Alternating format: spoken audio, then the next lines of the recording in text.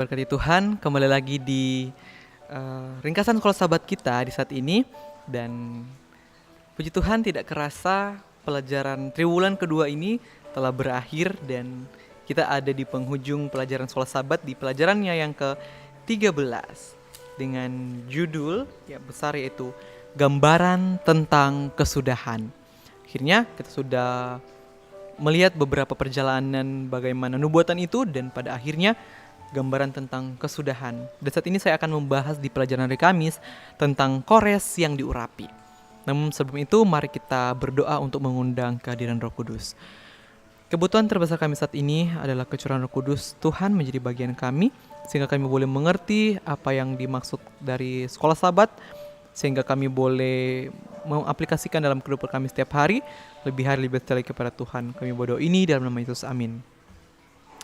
Kores yang diurapi.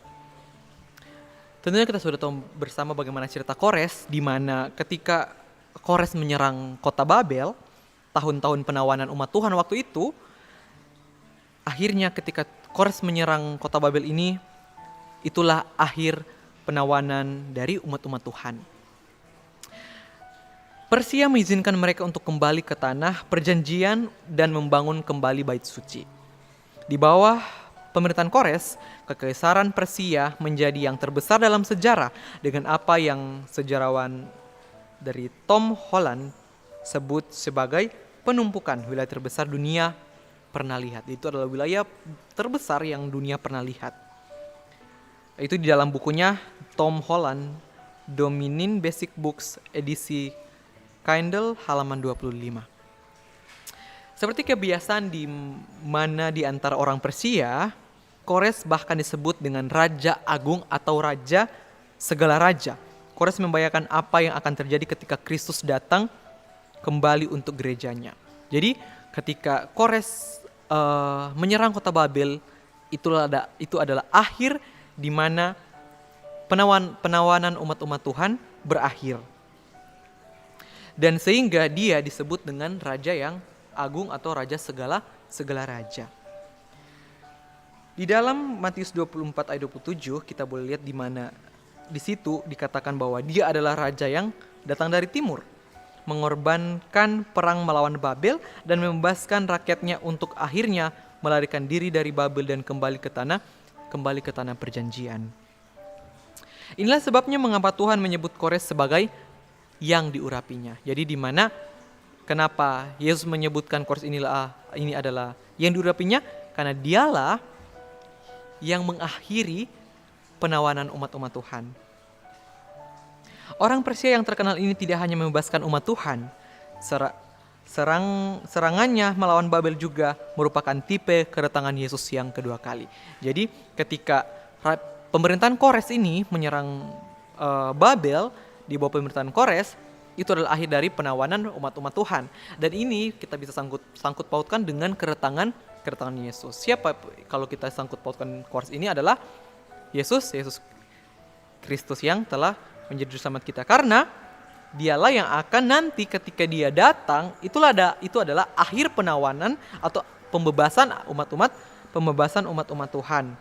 Sehingga dari cerita Kores ini adalah merupakan tipe kedatangan Kristus yang kedua kali.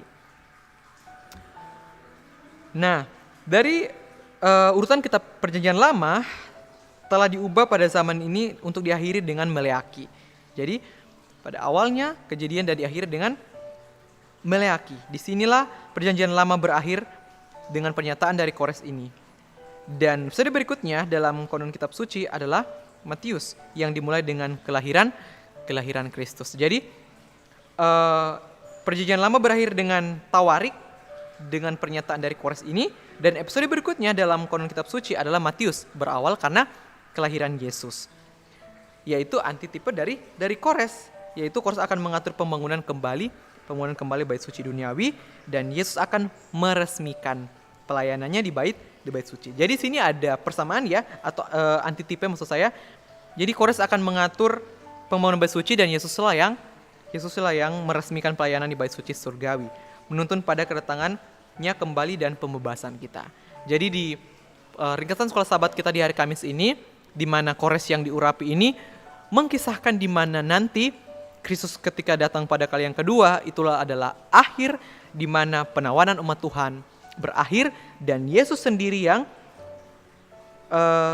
menyempurnakan atau meresmikan pelayanannya di bait suci. Sehingga Kores tentu saja bukanlah seorang representasi Kristus yang sempurna, tidak ada tipe yang segaris sempurna dengan antitipe. Dan kita harus berhati-hati untuk tidak memasukkan terlalu banyak kepada setiap detail kecilnya.